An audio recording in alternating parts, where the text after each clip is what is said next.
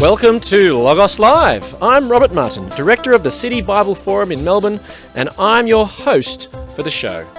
Logos is Greek for word or message, and Logos Live engages the Christian message before a live audience in the CBD of Melbourne. And do we have a live audience here today? Yes!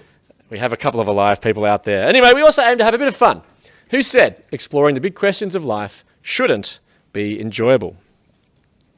The X-Files was a hugely successful American television series which ran throughout the 1990s. The X-Files were unsolved cases involving paranormal phenomena. The show prompted many questions about the existence of aliens and if we're alone in the universe. Today on Logos Live, we ask if the truth is still out there. And to help us, we have Mr. and Mrs. Smith. Well, more correctly, Dr. and Dr. Smith join us. Dr. Christina Smith has a PhD in Astrophysics from Swinburne University and is now a full-time mum. And Dr. Michael Smith works in marine ecosystem research and has a PhD in zoology from the University of Melbourne. And Michael also writes the blog Spiritual Meanderings, which engage culture, science, and Christianity. Please welcome Mike and Christina. Thanks.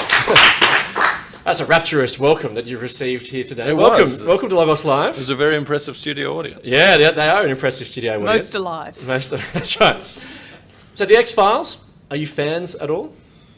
Well, you mentioned that it ran in the 1990s, and in the 1990s I lived in Zimbabwe, where television coverage is not quite what it was here. So I never actually saw the original one, so I'm familiar with it as a pop culture phenomenon, but I didn't really watch it very much. So if you could see the X-Files in Zimbabwe at the time, it would have almost been an X-File in itself. Pretty much. Right, okay. Yeah. How about you, Christina? Are you ever a fan of the X-Files?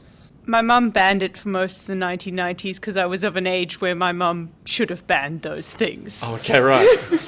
So anyway, this is going to be a short conversation today. talk about the X-Files. Now, we do try to have a bit of fun on Logos Live, and today we're exploring the questions of aliens and the X-Files and things like that. So in today's quiz, I thought I'd test you on how well you know UFO sightings. Question 1. In 2015, how many UFO sightings were reported to National UFO Reporting Center, a leading US-based UFO investigation group? It's multiple choice. So was it A, 15, about 1 a month? Was it B, 38, about 3 a month? Was it C, 6,239, over 500 a month? Or 0, no one ever calls a UFO reporting center? I'm going to go with C. C, what do you think? Yeah, I'm going to back him up on C. Well, you've backed it up well because the correct answer is C, 6,239 reported UFO sightings reported to this group. Apparently, they've actually had over 90,000 reported UFOs since the centre was established in 1974. So have you ever seen a UFO or reported one? No. No. That's a short answer. Yeah. Now, I can't say I've looked terribly hard, but right. no, I haven't. You haven't had that happen to you. Okay. Well, it could be somewhat of a reporting bias for that particular centre because it's based in the US.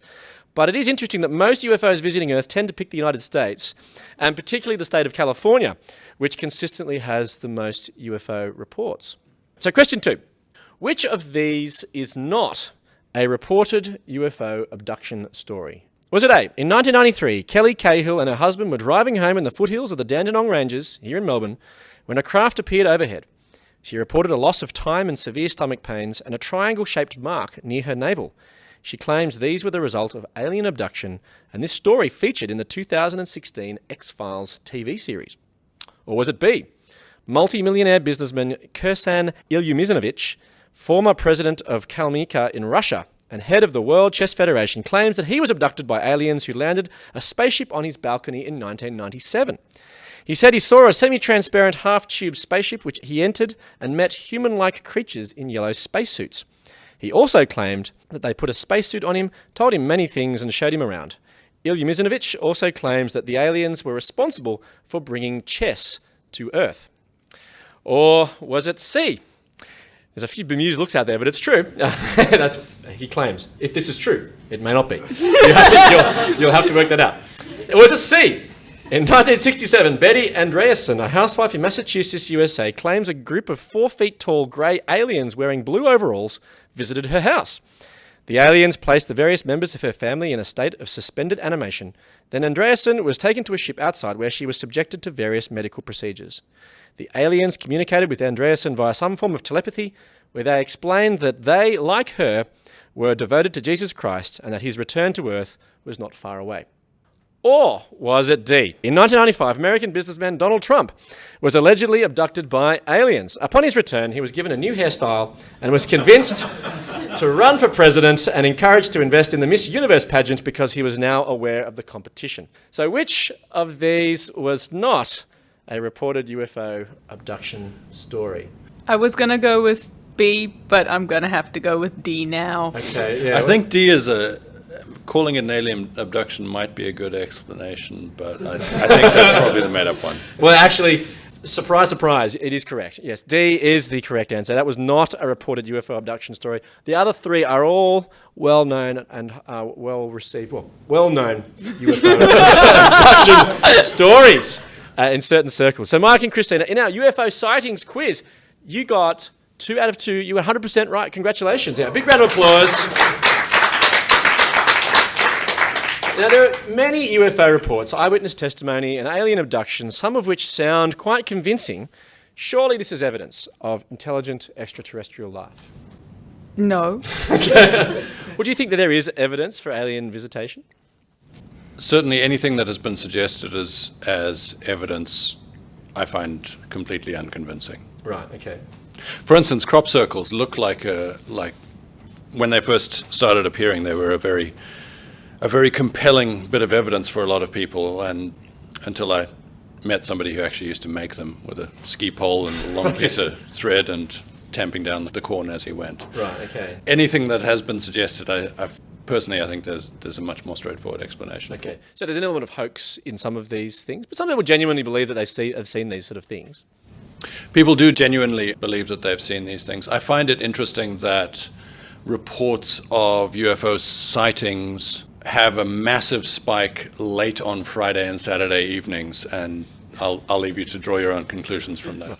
Maybe the aliens have just picked that's the time that they think is the best time to arrive. So sincerity, yes. Lucidity, possibly not so Maybe much. challenged there, yeah. Well, given the number of aliens visiting and the different types of craft that they apparently come in, it seems that there are thousands of aliens visiting our planet all the time. So, Christina, as an astrophysicist, what do you make of the SETI, the Search for Extraterrestrial Intelligence? Well, I think it's a very worthwhile scientific program, actually. I think that It has scientific credibility. It certainly does, and I think that scientists in the field are open to the possibility of there being life on other planets aside from our own. We are appropriately skeptical of that life actually having travelled all the way with all that fuel and energy requirement to Earth and not actually bothering to stick around to communicate anything further than a crop circle or an individual investigation. Right. What about chess? They might have brought, bringing chess as a way of... And they didn't stick around to teach it. I think that if they designed chess, they would be more than competitive enough to want to continue to stay and win all the chess games. Have a global intergalactic chess competition or something. So do scientists call up places like the National UFO Reporting Centre just to get some more intelligence on the SETI program? No, they don't. There's a couple of things. The UFO Reporting Centre does not behave in a very sort of scientifically skeptical way, and in terms of appropriate skepticism and appropriate openness to alternative explanations for what is reported. And the other thing is that a lot of astronomers have access to very large and very sensitive radio telescopes, and that if there were communications on any of the sort of radio frequencies within radio sight of most of those facilities, they would have been spotted. They would have been able to pick them up. So what do you think makes people so fascinated by the idea of UFOs? Personally, I think that a lot of people feel alone, that we're surrounded by people and that we struggle to connect with them, and we sometimes wonder whether this is it, whether there's something more. And I think that's a worthy question, but there are other ways of answering that question, in my opinion. We might come to some of those answers a bit later. But now there are billions of stars in the universe, and scientists have become better in recent years of identifying exoplanets, planets outside our solar system. So what is the chance that there is life on one of these exoplanets? That's an interesting way of phrasing that question. What is the chance? And that's certainly one of the ways that biologists and astronomers have tried to approach that problem. Can we calculate the odds of life on a particular planet? One of the fundamental challenges which we have with that approach is that we actually still have a very, very poor understanding of how life got started. Mm-hmm. And that means it's very hard to actually determine how likely that is to happen. We know of precisely one place that life has popped up, so you could say that, well, we've got one habitable world and there's life on it, so the probability is 1. Mm-hmm. Or that's this place here, just in case people are wondering, where's this other place? Yeah. We're talking about this planet here, aren't we? Yeah, that's right. The other question that comes into that question, what's the chance of there being life on these exoplanets, is that as far as we know, very specific conditions are required for life. One of those conditions being liquid water. Now, we've discovered many exoplanets. The first ones were discovered really close to their host stars, which immediately discounts the possibility of liquid water. We are starting to discover some smaller and further away. Every now and then there's a media release about an Earth-like planet discovered around some star, but there is always uncertainty in those measurements taken from so far away about exactly how far it is from the star, exactly how hot the star is, and exactly how large the planet is.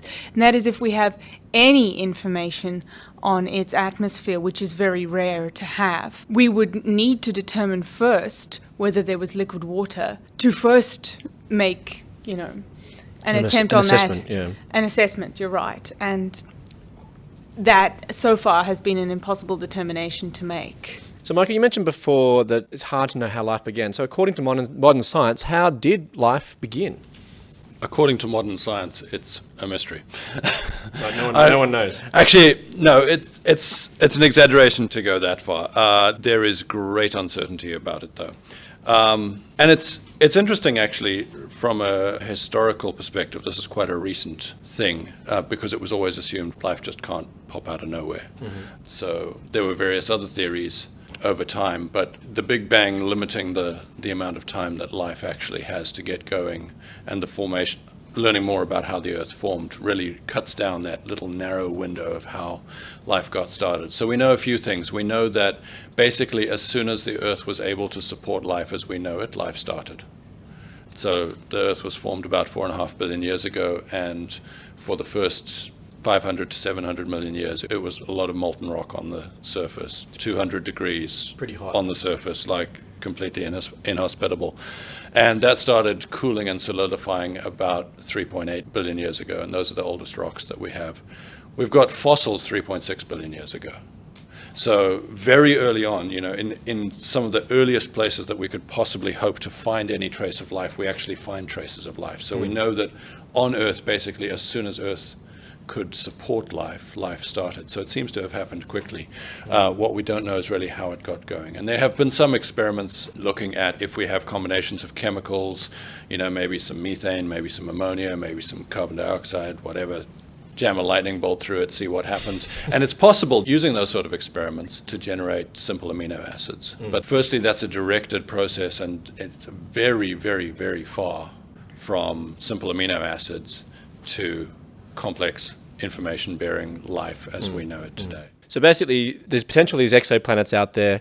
We're not really sure how life started. So it's hard to say what sort of expectation we have of life. The problem is unconstrained. What do you mean by that? We don't have enough information and boundary conditions to actually make an assessment. Of whether the problem is even solvable. Right. Well, now, as part of Logos Live, we reflected on the scriptures, the Logos, and we're going to look at a potential UFO encounter in the Bible.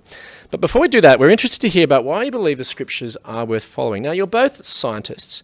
How could you be Christian believers? There are people who would claim that people like you don't actually exist or can't exist, that science and Christian faith are incompatible. What do you say to that? I think that that claim of non-existence is an interesting one, and it's the sort of belief which could be challenged with evidence. And I would present myself as evidence that I do exist and allow people to inform their own conclusions. I don't see any conflict with being a scientist and following Jesus. I see no conflict in that at all. And basically I believe that God is the creator of not only us, but the entire universe and everything that there is.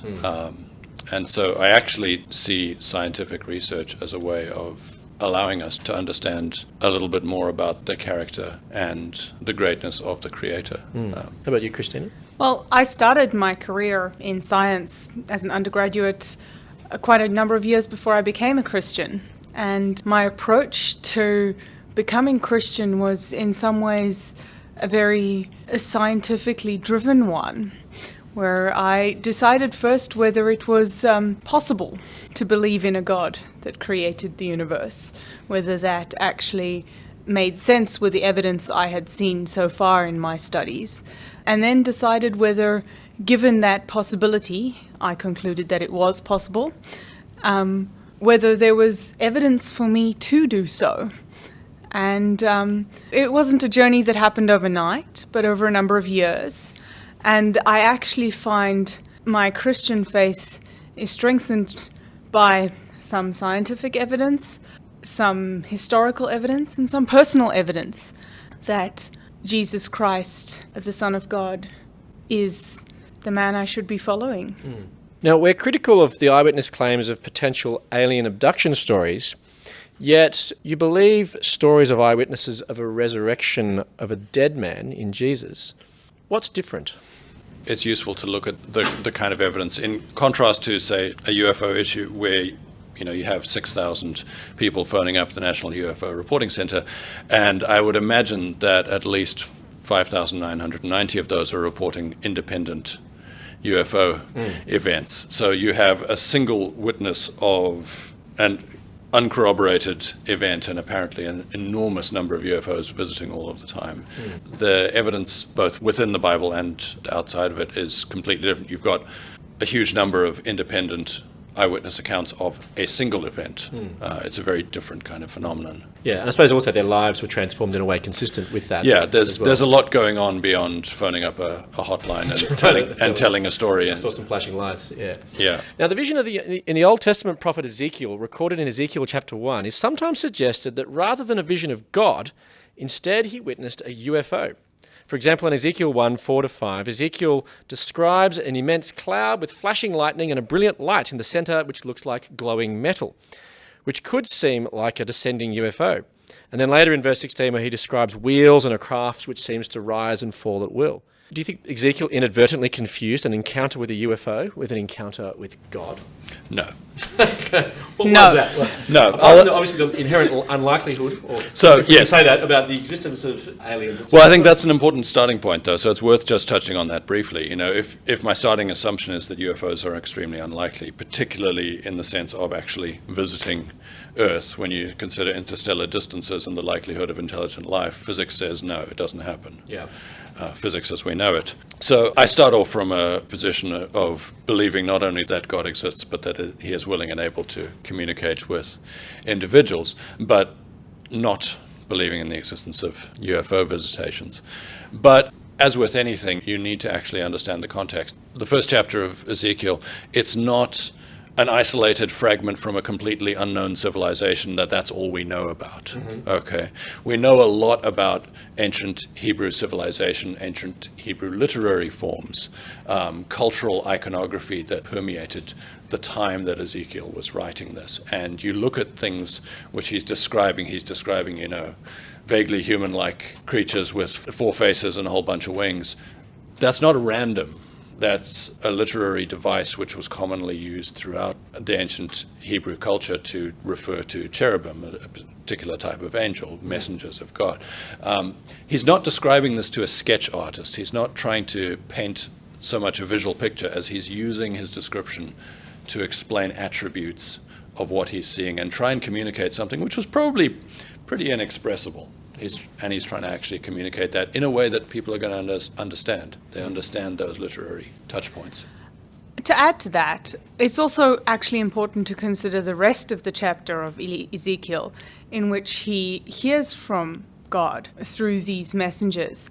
And what is said transforms his life in a way that is entirely consistent with God's interaction with his creation in the rest of the Bible, and is also consistent throughout Ezekiel's life, in terms of prophecy fulfilled, in terms of continued visions from what clearly Michael and I believe is actually communication from God rather than an alien.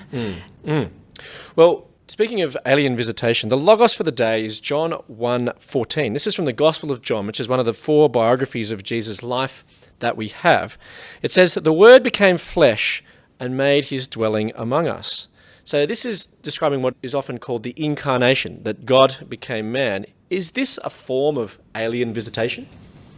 Depends very much on how you really look at the word alien, but no, not in the sense that it's used. In the sense of an arrival of something which is not simply human, yes, but certainly not in the sense of the popular culture phenomenon of an alien visitation. Yeah. Well, also, God in Jesus is not strange to this world. He is the maker and intimate knower of this world. Yeah. And the other way we use alien is to mean strange and different. Mm-hmm.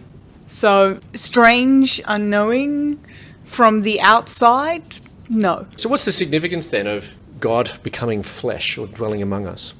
You want the full theological significance? Just Little in sound you've got 30 seconds. You've got 30 The seconds. short I've got a version. couple libraries you can read. If you look at the grand overall picture in the Bible, it's one of grace and redemption in a nutshell. God becoming human, taking on human form to repair the rift between humanity and God. The limitation that we have in accessing God's divine nature because of our fallen state. So, to bring it back to the X-Files, the truth is out there. Studying the universe has a lot to teach us about the creator of the universe. But because Jesus came here, the truth is also in here, in us. And we can understand. Came to us. We can understand the universe by understanding our relationship with Jesus. Well, it says there in verse 14 of John chapter 1 there that the author of John has been a witness to his glory and claims that Jesus is full of grace and truth. So then how is Jesus the truth? In the sense that he is fully God, not only fully human, but also fully God. So God ultimately is the source of all truth, if you like. And if you want to know the truth about God, then who better to get it from than God himself? So what implications would it have for your Christian faith if intelligent aliens were discovered? Very few implications for my Christian faith, actually pretty profound implications for my scientific work. Okay. It's interesting that because, on the one hand, it would be fascinating simply because it would be meeting another intelligent form of life, and I'm assuming that things that go along with that are reasoning and able to communicate and all of that sort of stuff. Because it would actually be fascinating to have a conversation with a non-human intelligence, to learn things about, are you able to actually perceive the awesome majesty of God? What's it like being like that? And in that sense, it would be just as fascinating to have a conversation with a non-human intelligence which was from Earth. It would open up a whole new group of contestants for the Miss Universe competition as well, I suppose. Absolutely. Yeah. The Miss Universe competition could actually live up to its name. So it would be fascinating. It would be fascinating to simply interact with a non-human intelligence because, from a theological perspective, it's clear that humans are special. Humans are different from other living stuff. Not only because as we are created, we're imbued with the image of God. Now we can discuss at length exactly what that means and what it signifies. But it's clear, at least, that God has made us distinct from other animals. But also because Jesus himself took on human form. So it's clear that humans are special in that sense, and that's from all living things, here or any other planet. It doesn't make a huge difference about that. But scientifically, it would be fascinating also to learn about, okay, so apparently life can pop up somewhere else as well. So that big sort of mystery of how does life get started? We'd have another data point. That would be great. So Mike and Christina, is the truth still out there? Yes. Can you expand on that, Christina? What do you mean? Well, I think that there is much truth to be learned about this creation and this universe in looking outwards.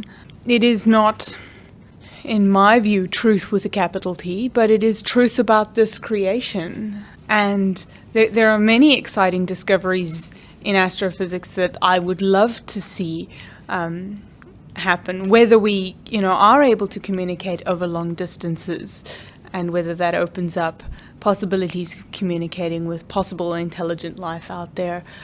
What is the primary component of this universe? So far, we actually don't understand that either in physics and astrophysics. So I think that there is much truth still to be learned out there, if you mean space. So it is still out there, but that's not the only place it is. Yeah, in terms of the truth being out there scientifically, Paul kind of talks about that in Romans when he says that God's qualities, his character, his divine nature are clear within creation. So, yeah, absolutely. The truth about the Creator is visible in creation and can be learnt more through studying creation, and at the same time the truth is accessible to us and indwelling within us and in the Holy Spirit and in the person of Jesus.